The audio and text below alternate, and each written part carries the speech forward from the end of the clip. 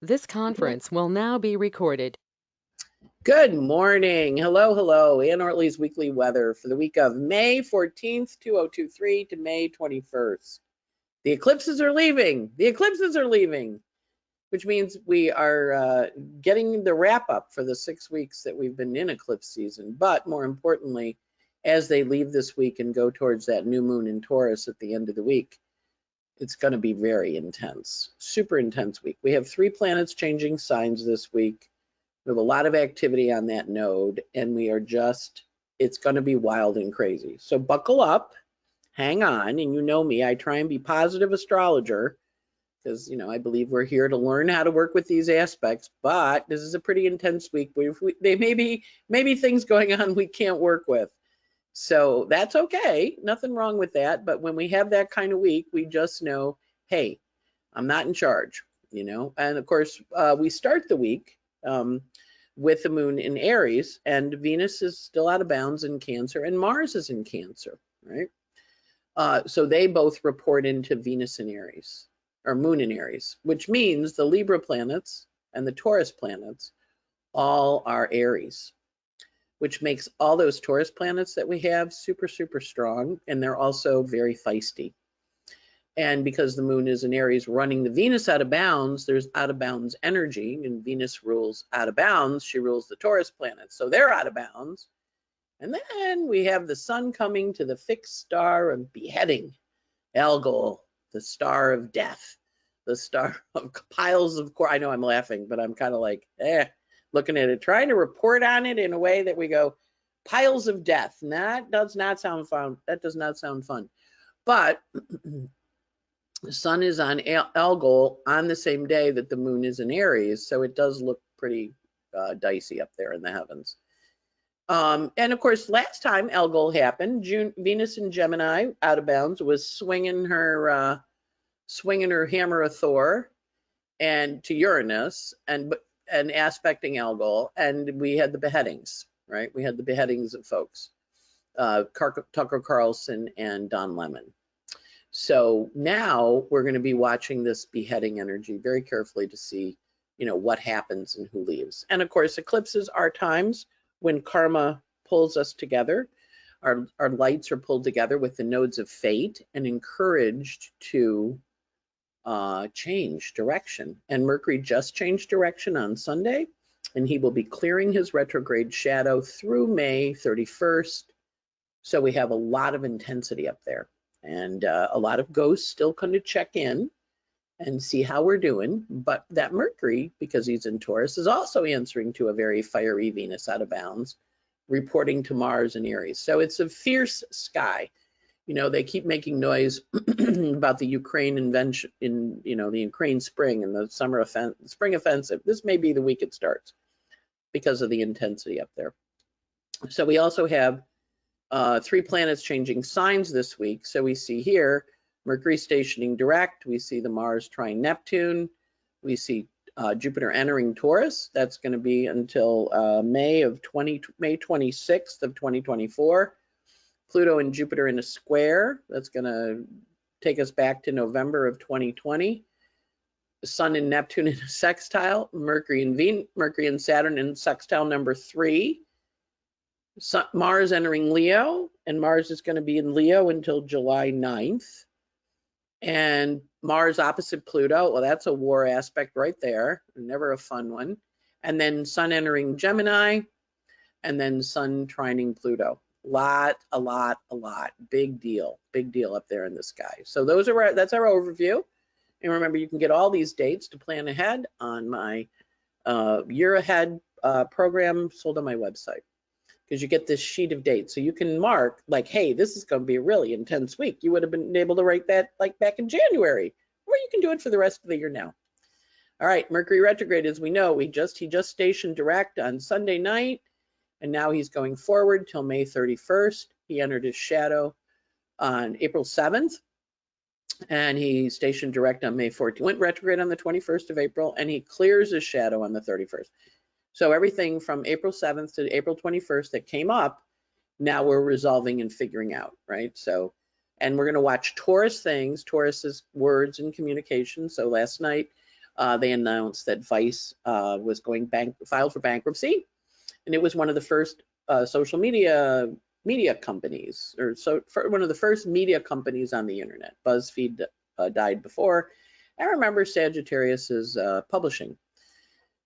So Mercury, Pluto and Sag helped publishing things, but now that Pluto just went into Aquarius, we're really seeing the financial dynamics of news and how it's changing and shifting. And of course, people were really irritated last week with the Trump appearance on CNN, but as other people pointed out, CNN made a lot of money by doing that. So we do have our media, controlled by big corporations. So you have to kind of figure out, like Mercury in retrograde made us look and go, Mercury's in Taurus, wants money. Venus is out of bounds in Gemini. All right, I hear you. Or Venus is out of bounds in Cancer. I hear you. So the energy here is your sources. Pay attention, listen to your goals. People show back up, talk to you about stuff. You're thinking about people from your old time. A lot of people have been reporting to me big dreams, like these really intense dreams, and dreaming about their ex-husband, and he wants to get friendly again, and they're like, what does that mean? I don't know. It's Mercury retrograde on the opposite the South Node. It was a hard divorce, but friends, you want to be friends, so it's interesting. Just remember, what the universe does is gives us all these energies, all these experiences that come to us through people, come to us through how we connect. That's how we learn. And so you just take the information and don't just look at it and go, let me think about that. And I would encourage you thinking about that rather than acting this week, because the planets of emotion and feelings, our Venus, which is what we desire, and our Mars, which is how we get what we want, they're both in Cancer. So every time the moon changes, they're going to really be emotional. And the first part of the week, the moon is in Aries. So they are really reacting emotionally. And you want to kind of just watch for that reaction and, maybe just think about it for a second rather than, flying off and doing some kind of martial thing with the moon in Aries. Moving fast. It's also fast news. One of those, those weeks where we get lots of news going zoom, zoom, zoom. Plus all the planets changing. That gets us a lot of activity. So as I mentioned, Mercury stationed direct last night, May 14th, Sunday.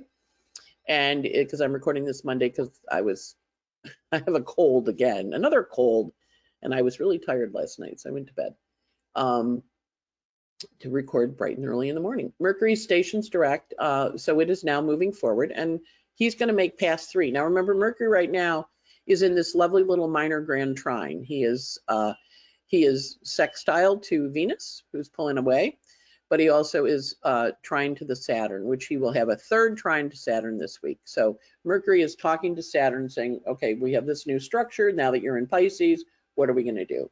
Venus is out here. She was talking to Mercury and Saturn last week, trying to figure out, well, what is it we're going to grow and what are we going to bring out, because she's trying to Saturn, right? So remember, the personal planets help the outer planets deliver their news or deliver their desired effects. Next up today, on Monday, Mars trines Neptune. So it's magical. It's an energy of partnering and relationship and taking action. Mars is in Cancer, trining Neptune in Pisces, but Moon is in Aries. So Mars is actually technically feeling like an Aries as he trines that Moon. But water trines are flowing, connected, related. They have a lot of juicy energy to them. Mars is at the last degrees of a sign, right? He's at 27, so he's going to be forming an aspect to Jupiter and to Mars, and he's also going to shift signs this week and go into Leo, which gives him a whole different head. He's turning from emotional and sensitive in Cancer into Leo, like, I'm the king, you should notice me, da da da. So Mars and Leo is puffy. A lot of people are going to get their hair colored or their hair done when Mars changes sign. I used to have an assistant that would always she was an actress, so she was always very careful with her hair days, and she had Venus in Virgo, so she would always pick like a day to get the hair done, right? That worked well because she had a lot of Leo, and it tended towards red, when people fiddled around with her hair. And so this is going to be a day people are going to go get red hair. or pink hair, or take action around their hair, cut their hair, because Mars is trining Neptune. They have a vision, they have an idea, and then they're going to act on it later this week. And with the square to Aries, Jupiter to Aries, and then going into Leo, plan on having the hair be a little redder than you like, or a brighter color, you know, because it's Mars is cutting hair too, right? So, but also emotionally, we're going to be working with that Mars trine Neptune. Very feeling energy. Next up, Jupiter enters Taurus. That's going to happen on Tuesday around 1:20 in the afternoon. Now we are going from Jupiter being in a fire sign, since he went in there last May. He was there for the spring, May through June. And then he went retrograde. And then in December 21st, he went back into Aries, and he's been in Aries since December 21st. And so everybody's like, it's going so short. I'm like, well, he had a little time in Aries last spring, but then he went back into Pisces, right? Now he's going into Taurus, and he is going to be in Taurus straight shot until May 26, 2024. Think of it, he's going from matches into fixed Earth. Look at how big the Earth bar, for those of you who follow on YouTube, the Earth bar is out of control, huge, and the fixed bar is out of control. You are going to feel like everything comes screeching to a halt when Jupiter goes into Taurus, because he's leaving madcap Mars and he's breaking rapidly, you know, into Taurus. Taurus is slow. It's the sign of the cow and the bull. Now, that doesn't mean they don't charge. They do. I grew up near a cow pasture in upstate New York, and my dog this season, in springtime, everything melts. He would go over and roll in the cow manure in the creek. Come home smelling like a dog that rolls in manure. And my mother would be like, she'd go out, she'd hose the dog down, and then the dog would go, yeah. And then he would go, yeah, I'm going back to the cow manure and rolling in it. Come back smelling like cow manure again. So we're doing that. We're going from Jupiter and Aries into the cow manure. Remember, the cow manure, all those Taurus planets right now are answering to an out of bounds Venus in Cancer. She's over the top. And Venus in Cancer is answering to the moon in Aries. They're actually working together. So the dog goes, yeah, time for more cow manure. Finally, it melted. I can roll around in it. A lot of people call it dog poop season. I was installing a system for Pepsi up in Anchorage when I was back in my last big gig corporately, and they called it dog poop month because the snow melts and there's dog poop everywhere. So so Jupiter and Taurus, you're planting things. It's time for things to grow, and they will very rapidly. And of course, the energy as Jupiter goes into Taurus answers to that out of bounds Venus. So that does suggest fast, rapid growth this year, because this is the ingress chart for Jupiter. And you know, for the chart cast for DC, it's a Virgo rising answering to that Mercury, very strong. Mercury's up there next to the node of fate, next to Jupiter. So it's a very intense Jupiter and Taurus. Normally, it's, you know, Jupiter and Taurus is a little placid. You know, the cows chew the cud and rub against the thing, but these cows might charge. And so, you know, just be aware that, you know, if you're in the cow pasture and something's coming at you, you want to move quick. And this energy is a quick Jupiter on the North Node. So it also is justice. It's in the justice house. Let's watch for some indictments. Let's watch for some information on the Justice Department. We have the Supreme Court currently embroiled in a little bit of a hoo-ha. And Harlan Crow has said, I'm not going to talk to you Congress people who want to know how much money I gave Clarence Thomas. So we can see this is a feisty fighting energy, right? So it's not going to be your placid Jupiter and Taurus year, which is okay. We're changing signs. And of course, when Jupiter goes into Taurus, the next thing he does is he squares Pluto, right? Because Pluto's at 0 of Aquarius, so Jupiter squares Pluto. Now, the last time, so when we go back and we think about what happened the last time that happened, again, look at how big the Earth bars are. Earth bar huge, fixed bar huge, no air in the sky. There's no communication. It's feeling, it's physical, it's got no words. And when they talk, you're going to go, oh, I don't have any words. I just have feeling. Mercury's in an Earth sign, basically stopped in the sky. He just went direct. So there's feeling, but there's not words to go behind it. And remember, feelings are actually how we motivate things. So back to Jupiter square Pluto. Jupiter squares Pluto. So we look back to when they joined. Remember November, December of 2020. Jupiter and Saturn and Pluto all hung out in 2020. That was COVID. And they brought the pandemic and the global shutdown because they were on a world point, 22.5 Capricorn. And we were all starting to get out of it. The vaccine had been invented in November of 2020. And Saturn was shifting out of Capricorn and leaving and going into Aquarius. And I did this whole scenario, if you were listening to the podcast back then, this whole scenario where Jupiter was saying goodbye to Pluto, and Saturn's out in the car, running the car, waiting for her to come. And they had this little goodbye thing. And Jupiter said to Pluto, I'll see you in 13 years. And Pluto said, I'm going to miss you. And Jupiter said, I know, it was great fun causing a pandemic around the world and disrupting the supply chain, killing lots of people. Didn't we have fun? And, you know, the party's over kind of energy. So she hopped in the car with Saturn and took off. That was in November of 2020, right? And there was a leave taking, there was a letting go, there was a releasing, right? And that story shifted. Now, Jupiter is squaring Pluto in his new sign because he's now left Capricorn and just gone into Aquarius. So she's like, honey, welcome to the new neighborhood. You're going to be in Aquarius for 20 years. I'll see you later. But she's having a square to him. So squares activate. So the stuff from 2020 is back up. And remember, that's when Jupiter and Saturn met up at 0 Aquarius on December 20th of 2020 to say to us, here's your next 20 years. And of course, we had the elections then, we had the riots shortly thereafter at the Capitol, and now Jupiter squares Pluto. So this is action around how the stories that went down in November of 2020 in your own life, in the country's life, and Jupiter's in Earth, out of air, out of fire, where it's been the last year. Now, fire is the boots on the ground. Jupiter in Taurus, that's the guys in the suits. So we can expect some news on the January 6th investigations.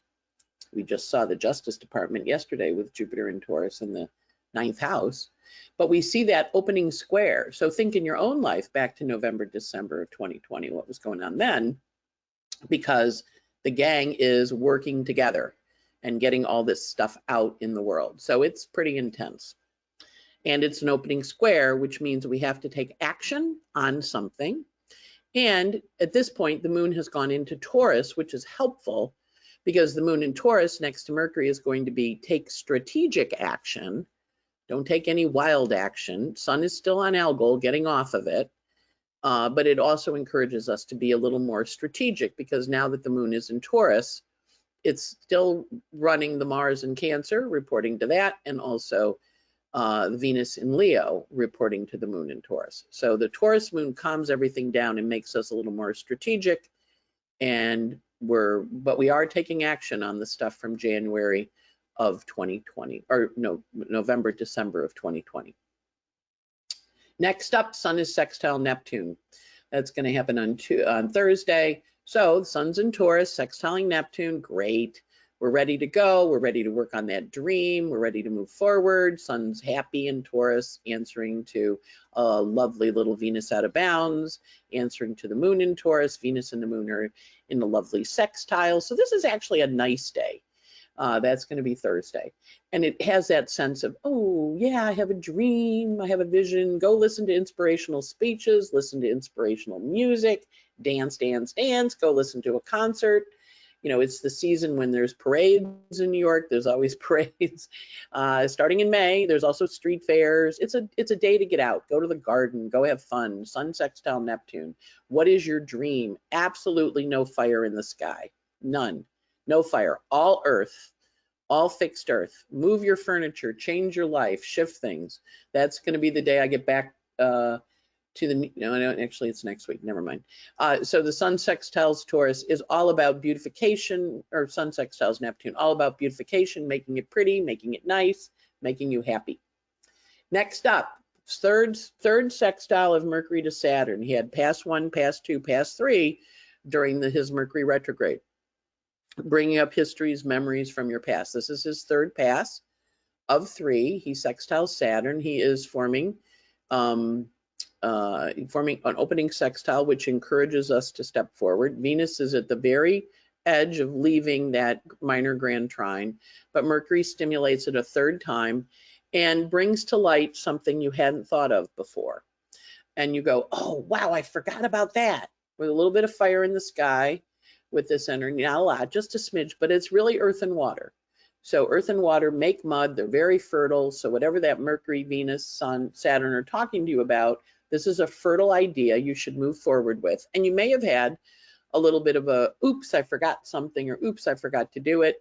But now the energy's kind of juicy, and Jupiter and Mercury are sitting on the midpoint of the North Node of fate. So if you get an offer, you get a contract, you make a decision, you decide to write a book, you decide to do something that you're going to grow, this is the day to sign up, because Mercury's direct. In my case, I'm going to go get a new cell phone because my cell phone's starting to get a little wild. I've been waiting, and I've also got weird things going on with my computer. I'm going to go do my computer stuff that day, because that's a lovely day to get exactly what you want and to be like, it's going to last a while. I'm like happy, and it's on that North Node in Jupiter. So if I upgrade from my little iPhone 7 to like a bigger iPhone, you know, watch for the dream of what you want to create. I'm actually going to research. I'm going to wait to buy it until the new moon. So, and the new moon is on Friday at 11:53 a.m. Sun and moon meet up at 28 Taurus. Uranus is up there at 19 Taurus, and the sun and moon meet up. New moon, remember there's a new moon in your chart every month. This new moon is at 28 Taurus. Look at where that is. It's in a lovely sextile to Mars in Cancer. So it's a juicy moon to get stuff done. We still have Mercury in a working sextile with Saturn. Again, this is very much an accomplishing new moon. It has ideas, it has visions, it has purpose of what it wants. Jupiter and Pluto had their little conversation about, remember what we said we were going to do in 2020? Have we done it? No. Well, maybe we need to get busy and do it. And now that Jupiter's in Taurus, he's like, I'm in builder mode. Builder, builder, builder, because Taurus builds things. You know, any Tauruses, they don't necessarily move quickly, but they get the job done once they're into it. So that energy of that new moon is on May 19th, and it's at 28 Taurus, and it's got a nice little dance with Neptune. The sun and the moon are in what we call minor grand trine. So the sun and moon are trine to Neptune, and they're sextile to Neptune rather, and they're sextile to Mars, and Mars and Neptune are in a trine. So earth and water and makes mud, makes things grow. Very fertile end of the week. And of course that marks the end of eclipse season because we have that new moon. So the shifts and changes have taken place, and we're in a new direction. Next up, Mars enters Leo on Saturday, May 20th, and he's going to be in Leo until June 22nd, 2023. Now, Mars has been in Cancer, right? And he was out of bounds in Cancer. Remember, he was out of bounds for months in Gemini. Now he's in Leo. He's loud, he's proud, and he's clear.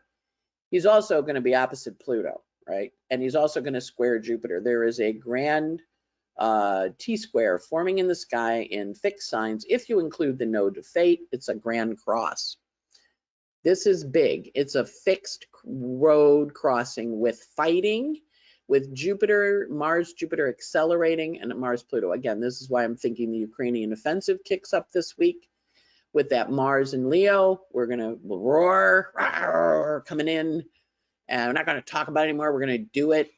And the moon is in Gemini, right? So Venus in Gemini is counteroffensive, two offensives. There are going to be two fronts in this war, but also moon in Gemini is taking that Venus out of bounds in Cancer and encouraging her to step forward. So now all those Gemini planets, or I'm sorry, all those Taurus planets are answering to Venus, answering to an out of bounds Venus, but also answering to a Gemini moon ruled Venus. So there's a lot, and moon and Venus are in mutual reception. So there's a lot of ideas. Write them down. You're not going to get them all done, but write them down, write them down, write them down. Also, Vesta's on a world point. Time for a new home, time for a change of home. Are you moving? Are you going to watch other people move? You're changing your home, you're changing your body, because there's a lot of energy around that. So this is a really interesting forward motion, and that's going to be on Saturday. Mars going into Leo till June 22nd, and he's then going to go through all your planets from a Mars and Leo point of view. Like, are you acting and doing what you love? If you're not doing what you love, you need to change it. No more whining and complaining. Sorry, Mars and Cancer. I know you get upset when I say that about you. No more whining and complaining about Mars and Cancer. No more changing your mood every 2 days. Now we're going to respond to the sun. However, the sun's about to go into Gemini. So now we're going to respond to the sun in Gemini, and we're going to do 2 things at the same time because we haven't really decided 100%, but we're going to commit to doing stuff. We're out the door. We're going back to the cow pasture, rolling in the manure one more time. And about the 3rd or 4th time my mother hosed the dog off, she was like, I'm just going to lock him in the garage. And Andy, to her credit, oh, she loved that cow pasture. And she was a little black dog, right? She was a mutt. Lollipop Farm is where she came from. And Andy was a great dog, except in the spring when she rolled around in the cow poop. And then there was like a 3-week battle, my mother and the dog. And that dog, you know, she'd hold the collar and the dog would hose him off in the front yard. And then Andy would go right back to that cow pasture. So that's the energy, right back to the cow pasture. Mars opposite Pluto, it's a T-square. It's a stuck energy. It's all 4 of you pulling up to the crossroads at the same time, trying to figure out where to go. Next up on Saturday, after Mars enters Leo, he opposes Pluto and he sets off that T-square, right? And so that's big. Mars and Pluto is a war aspect. If you have Mars and Pluto in your chart, you know this, but all of us are going to have a little war energy in our chart with Mars opposite Pluto, squaring the Jupiter, squaring the nodes. And it's a cross, grand cross, if you like to include nodes in your planetary picture. If you don't, it is a T-square. Either way, it shoots into the Scorpio house because that's the empty place, clearing stuff out. And then the sun enters Gemini on Sunday, May 21st, and it will be in Gemini until June 22nd, 2023. So I think I said this incorrectly because Mercury is still in its retrograde shadow. Mars is going to be in Leo until July 9th. July 9th. I think I said that wrong. And the sun is going to be in Gemini until June 22nd. Apologies, I have all these notes here and I'm not reading them well. But anyway, so the sun enters Gemini for 30 days. We're in the spring part of spring, the mutable part.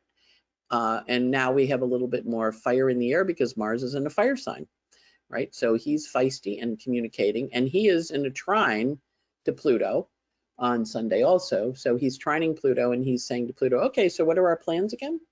And so they're planning. It's a planning energy when the sun trines Pluto after he enters Gemini. So I do apologize. I think I said that wrong. Jupiter is going into Taurus until May 26, 2024. Mars is going into Leo until July 9th of 2024. The sun is going into Gemini until June 22nd of 2023.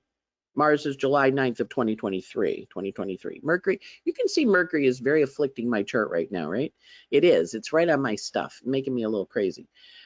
June 22nd, 2023 is for the sun. Mars is July 9th for the Mars in Leo. And Jupiter until May 26th of 2024 for Jupiter in Taurus. So summary, sorry about that. All right, we're having a new moon webinar on May 16th. If you want to sign up, it'll be up on the website. Not there yet, but it will be up there the next day or so. Okay, and looking at the aspects this week, the sun goes from 24 Taurus to 0-12, 1 till 1 degree of Gemini.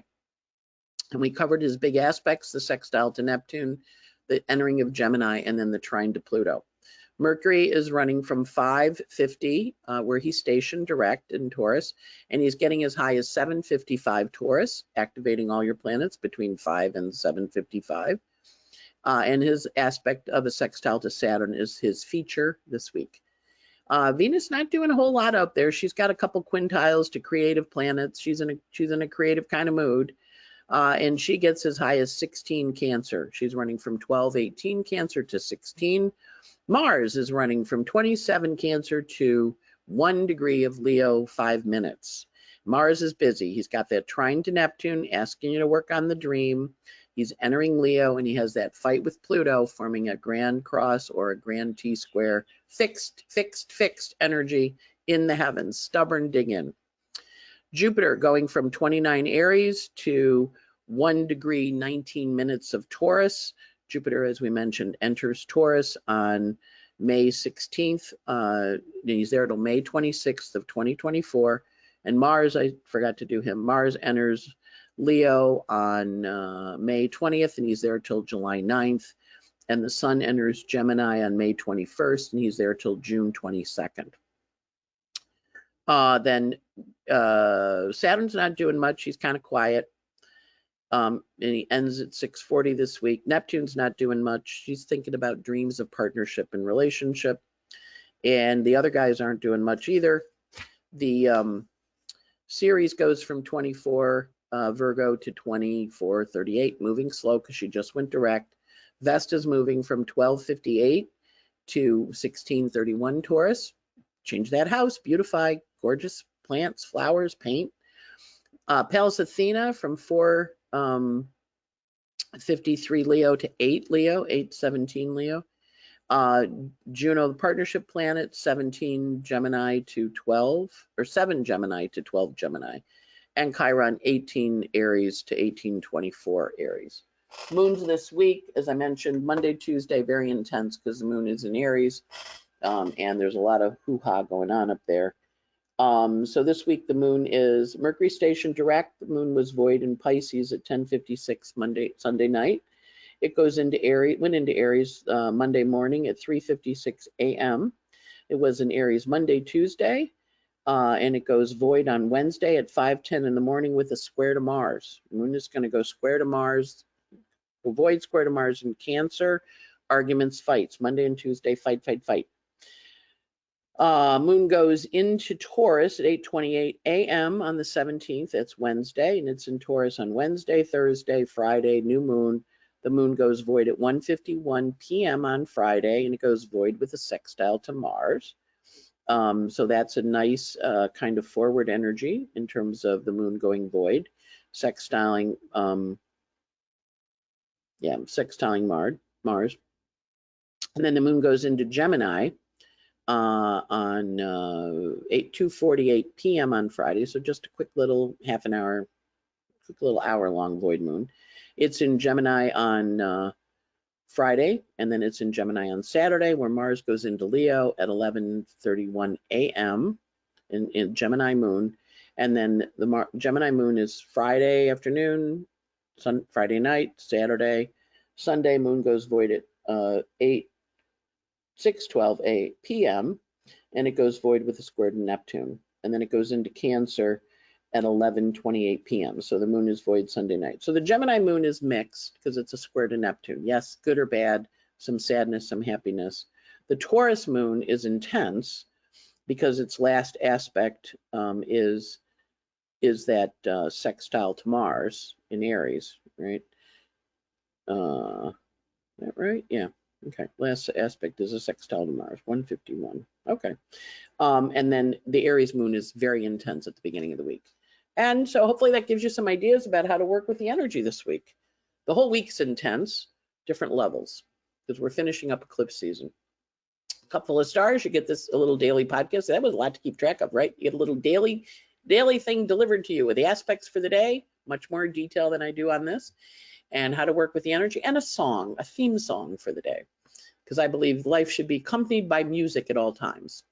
Next up, I'm going to be at NORWAC speaking. I've got 3 presentations. I was just working on them the other day.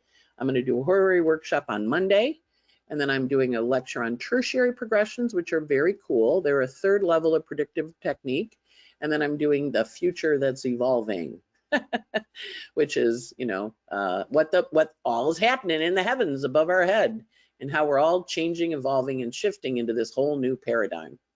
And then, of course, the last presentation this year that I have scheduled is June 30th through July 2nd. Not to say there aren't going to be others scheduled, but this is the last one, June 30th to July 2nd at Omega, which is in upstate New York, and that's an in-person. The one with NORWAC is a hybrid, which means you can come in your pajamas. The one at Omega, you have to get up and come up to the beautiful upstate mountains and the streams and the lake and the river. And so I'll be doing it with 4 other astrologers, Rick Levine, Lynn Bell, Maurice Fernandez, and Rachel Lang. Whereas when I do NORWAC, there's a whole bunch of us and a whole bunch of astrologers, really good food, great times, and fun. And of course, if you come in your pajamas, you get to watch it on TV. And that's it. I hope you have a great week. And remember, very intense out there, intense days, intense days, intense days, because we are finishing up a really intense eclipse season. And there's just a lot of stuff shifting whenever we have 3 planets changing signs. And as they each change signs, they're going to talk to Pluto. So that's also big. You know, the sun's going to be in a sextile to Pluto, Mars is going to be in opposition, and Jupiter's going to be in a square. So that's a lot of Pluto this week. Yeah, you got it. You're ready. You can handle it. Have a great week. See you next week. Bye.